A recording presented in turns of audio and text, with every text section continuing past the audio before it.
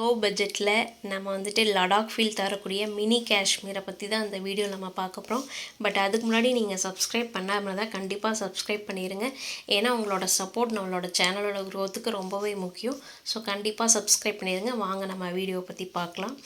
And இந்த place என்ன place பார்த்திங்கன்னா காந்தலூர். இது எங்கே இருக்குன்னா தமிழ்நாடு டு கேரளா அந்த எல்லையில் வந்துட்டு தான் இந்த மலை கிராமம் வந்து அமைஞ்சிருக்கு.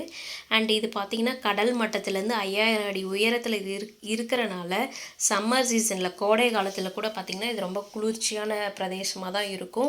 ஸோ டூரிஸ்ட் பிளேஸ்க்கு ரொம்பவே இது ரொம்ப அட்ராக்டிவாக இப்போ இருக்குது. நிறைய பேர் போயிட்டு வராங்க. அண்ட் இது ஏன் மினி காஷ்மீர் அப்படின்னு சொல்கிறாங்கன்னா இயற்கை அழகு, அமைதியான சூழல் அண்ட் குறைந்த செலவு, அந்த பயணம் ட்ராவல் பண்ணுறதுக்கு பார்த்திங்கன்னா ரொம்ப லோ பட்ஜெட்டில் தான் இருக்குது. ஸோ இதெல்லாம் காரணமாக வச்சு தான் இது வந்து மினி காஷ்மீர்னு சொல்லி இது எல்லாம் ஃபேமஸாக சொல்லிட்டு வராங்க. அண்ட் இது பார்த்திங்கன்னா உடுமலைப்பேட்டையிலேருந்து சுமார் 40 கிலோமீட்டர் தொலைவில் மேற்கு தொடர்ச்சி மலையில் தான் இந்த கிராமம் அமைஞ்சிருக்கு.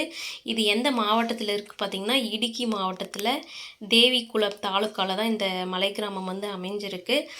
அண்டு மலைச்சரிவுகள், நீர்வீழ்ச்சிகள் இந்த மாதிரி வித்தியாசமான அனுபவத்தை வந்து கண்டிப்பாக நமக்கு அங்கே போனால் வழங்கும்.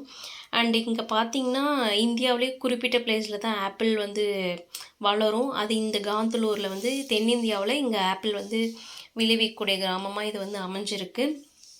ஆப்பிள் மட்டும் இல்லை, இங்கே ஆரஞ்சு, ஃப்ளம்ஸ், ஸ்ட்ராபெரி போன்ற ஃப்ரூட்ஸும் இங்கே வந்து வளர்க்கப்படுகின்றது. அண்ட் இது பார்த்திங்கன்னா ரொம்ப குளிர்ச்சியாக இருக்கும். இந்த பிளேஸ் பார்க்குறதுக்கே ரொம்ப பசுமையாக பயங்கரமாக இருக்கும். இங்கே வந்து ஸ்டே பண்ணுறதுக்கு பார்த்திங்கன்னா இந்த டென்ட்டு ஸ்டே வசதி அதுவும் இருக்குது. மற்றும் இரவு நேரத்தில் நைட் டைமில் வந்து ஜீப் சவாரி போன்ற அனுபவம் இங்கே இருக்குது. சுற்றுலா பயணிகளுக்கு ரொம்பவே வந்து அட்ராக்டிவாக இருக்குது. மேலும் பார்த்திங்கன்னா இந்த தேயிலை தோட்டங்கள், பழத்தோட்டங்கள் மற்றும் பசுமை சூழ்ந்த இயற்கை காட்சிகள் இங்கே வந்து நம்ம பார்க்கும்போது ரொம்பவே பார்க்குறதுக்கு ரொம்ப அட்ராக்டிவாக இருக்கும். தென் பார்த்திங்கன்னா இது மட்டும் இல்லாமல் இந்த 12 வருஷத்துக்கு ஒரு முறை பூக்குள்ளைங்களா அந்த குறிஞ்சி மலர், அதுவும் இந்த பகுதியில் ரொம்பவே சிறப்பு வாய்ந்தது. ஸோ இங்கே பார்க்குறதுக்கு இந்த இயற்கை காட்சிகள், இந்த அமைதியான சூழல் எல்லாமே நமக்கு வந்து புது அனுபவத்தை தரும்.